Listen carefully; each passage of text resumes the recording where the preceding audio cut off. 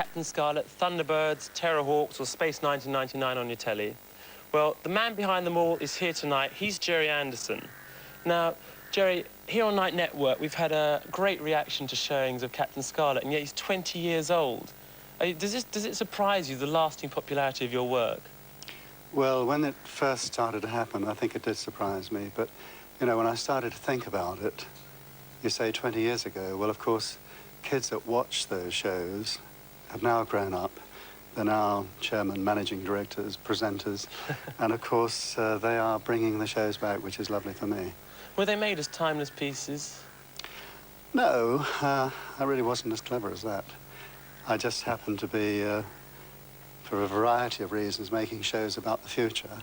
And I suppose because of that and because of the fact that they're puppets, that they're fairly timeless. You know, we have no cars with the registration plates giving away the date, for instance. Aha. Aha. Well, let's take a look at one of your first puppet series, Torchy the Battery Boy, which was made in 1957. Dim and distant past.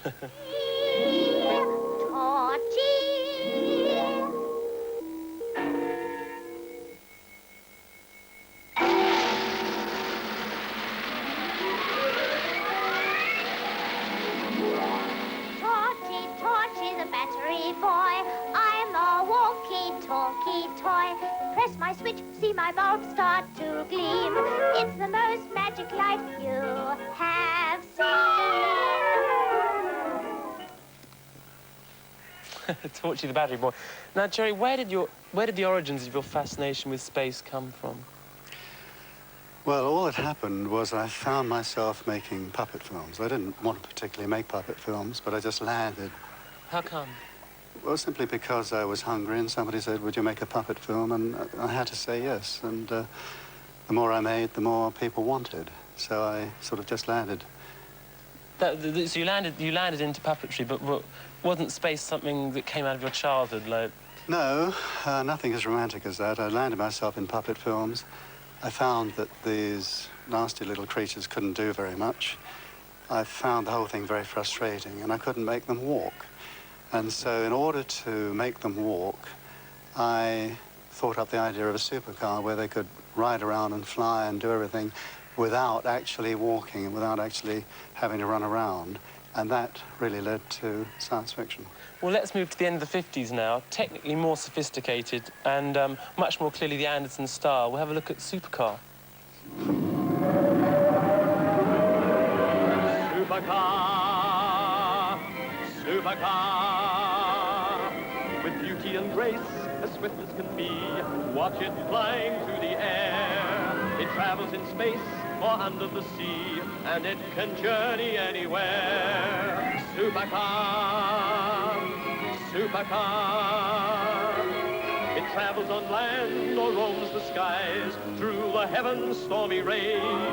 It's Mercury manned and everyone cries, it's the marvel of the age. Supercar, supercar, supercar!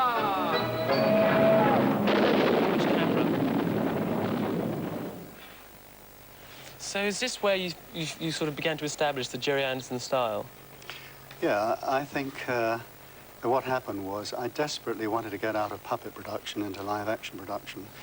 And so what I thought I would do is to make the thing as real as possible, use three-dimensional sets, make the puppet speak and sing, and really show the industry I could make normal pictures. Oh. What in fact happened was the industry said, aha, this guy can make wonderful puppet films, so give him more and more. How important to you was mechanical accuracy in the work? You mean with the vehicles? Machinery and, yeah. Oh, very important. I don't think I let it get in the way of fantasy, the fantasy element, but I think that the art of fantasy is to make it believable. And if you're going to make it believable, then you have to be reasonably accurate. Yeah. Well, let's take a look at one of your early innovations. We're going to take a look at the rocket launch in Fireball XR5 now.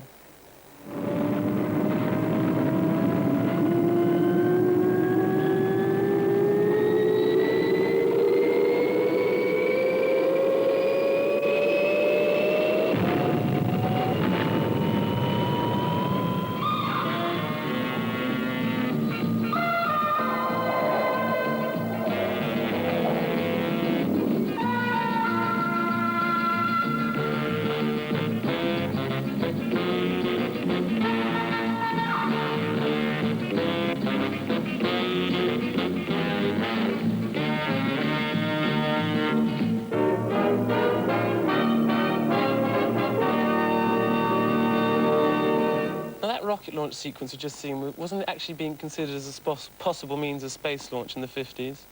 Not in the 50s. Right now, there's a new rocket under development called Hot Hole, which in fact is projected for the next century, and it'll be able to fly from London to Australia in about 3/4 of an hour. So that prediction was pretty good. So was that your own prediction, or did you find that out through sort of your interest in science? I think I was just interested in flight and rocketry and certainly space travel, Yeah. and it seemed to me like a good idea at the time. Mm. But of course, I didn't have to make it fly. You know, the guys who are designing it now really have one hell of a problem on their hands. Now, that was quite reminiscent of sort of Flash Gordon and a lot of early 50s sci-fi movies. Did you get any inspiration from that era? Not guilty. I've rarely taken interest in any other projects other than my own, not because of any sort of conceit. I've just always been a very, very busy person, and I seem to only have time to make my own shows, get back home and get to bed and refresh myself for the next day. It's all wholly original. Yeah. Well, Stingray was the first British television colour production, but it was made in 1962, which was 6 years before we actually had colour telly in Britain. Why? Well, it was made in colour primarily for the American market, which of course had colour before we had it over here. And the crazy thing was that we used to film it in colour, and when we completed each show, we then translated it back into black and white and printed it in black and white for most of the markets around the world, except the United States. Well, Stingray did prove unforgettable eventually for its colour and for the phrase which became a household catchphrase.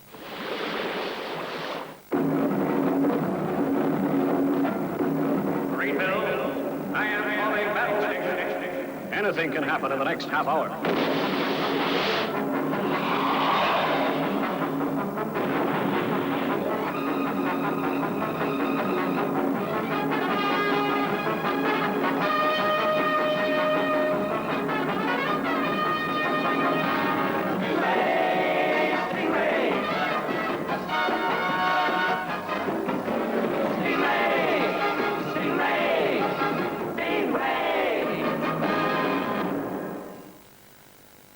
Now, was it an intended likeness that Troy Tempest in Stingray was to look like James Garner?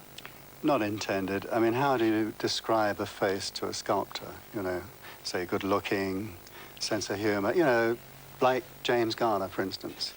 And then you find that 6 weeks later they come back with a face and you think that's pretty good, and it's not for some months that you realise that they have in fact produced James Garner. And a lot of people I'm sure would like to know about the voice of Captain Scarlet. I mean, we all know it's not actually Gregory Peck, but it's... Francis Matthews. In fact, it was Cary Grant it was based on. So it was actually... Oh, what am I saying? But when I say based on, I mean, here again, it was just, you know, try a Cary Grant type voice. We said during rehearsals. Francis Matthews goes away, obviously rehearses, comes back and says, what do you think of this? And so we have a voice which is like Cary Grant. Well, I know everybody's itching to see a clip of Thunderbirds now, so fasten your safety belts. FAB, whatever that means.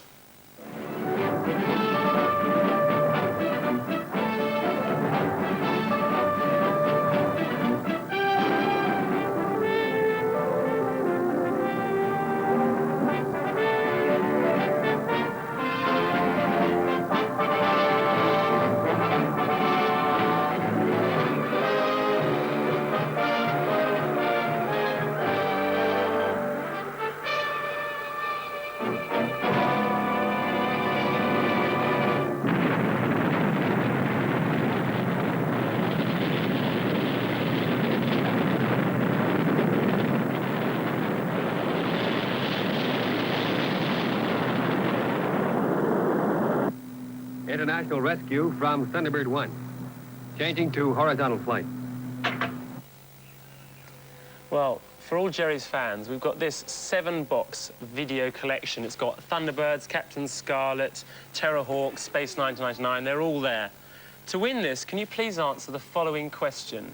Who is the commander of Cloud Base? Now, send your answers to us here at Night Network, P.O. Box 90, London, SE1 9PR, and please mark your cards Cloud Base. Have them with us by next Wednesday. Now, Gerry, I've just got to quickly ask you a question you've been asked a million times. Does FAB stand for anything? Today people say brilliant, and it's short, it's brill. In those days it was fabulous, short, it was fab, F-A-B. Right. Well, out of all this entertainment, some serious things have arisen. You've got a fan club with this magazine, SIG, and International Rescue. Yes, there's a real live international rescue, which... And they save people all around the world, don't they? They fly out to various parts of the world, and they have specialised equipment. They locate people, and it is a real live organisation. Well, that's great. Gerry Anderson, thank you very much for coming in tonight. Look forward to seeing more in the future. All the best. Thank you. His incredible scientific knowledge. Now, Brains, have you got everything you need for this? Oh, well, Paul, everything seems to be in its rightful place. But do you think you could pass me the gyro reverse scope monitor? The gyro reverse scope monitor? Oh, wow, thanks. That's it. Fine. Now, according to my blueprint, this should fit into slot B.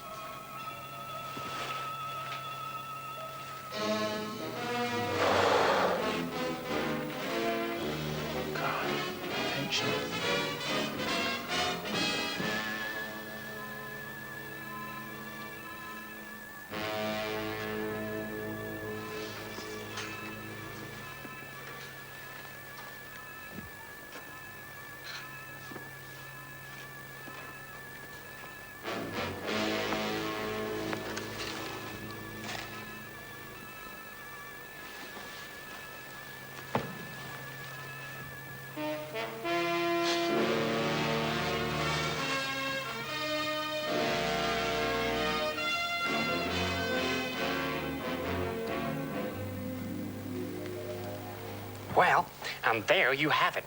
But remember, it's kind of dangerous to play with plastic explosives. Here, Paul. Here's one I prepared earlier.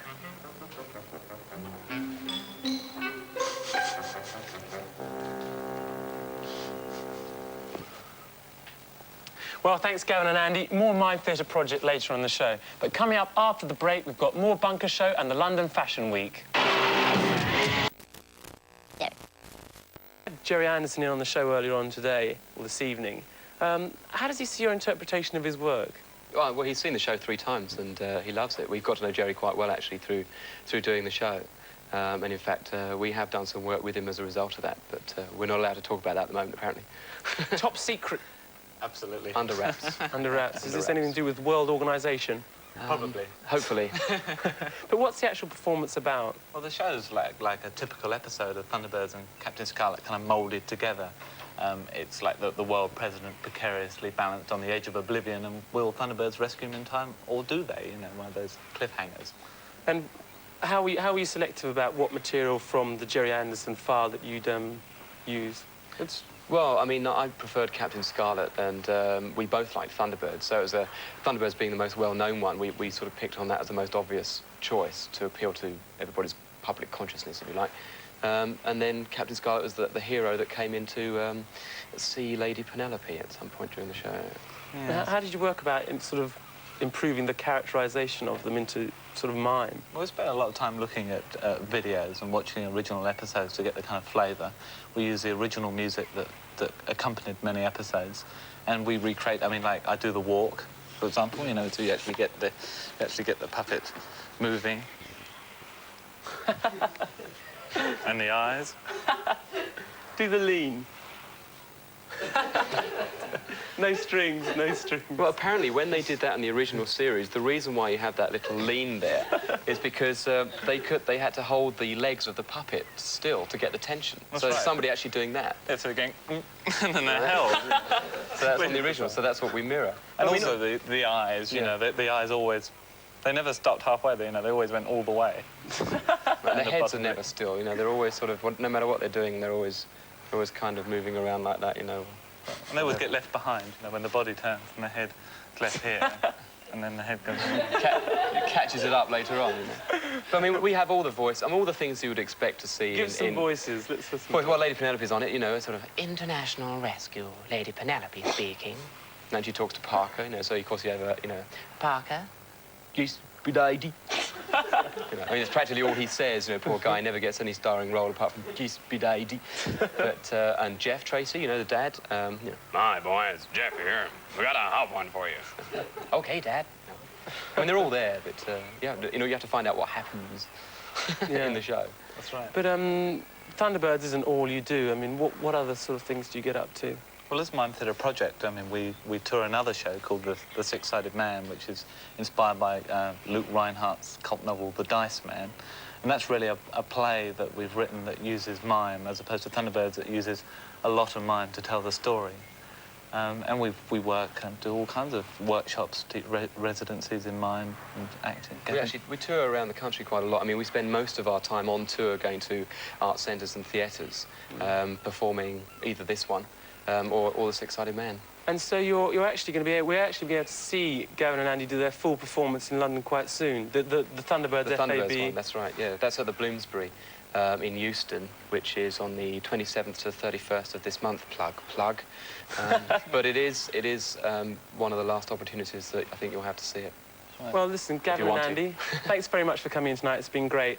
Now, stick around with us on Night Network. Coming up shortly after the break, eat your heart out, Johnny Carson, because big bad Gary Glitter turns chat show host.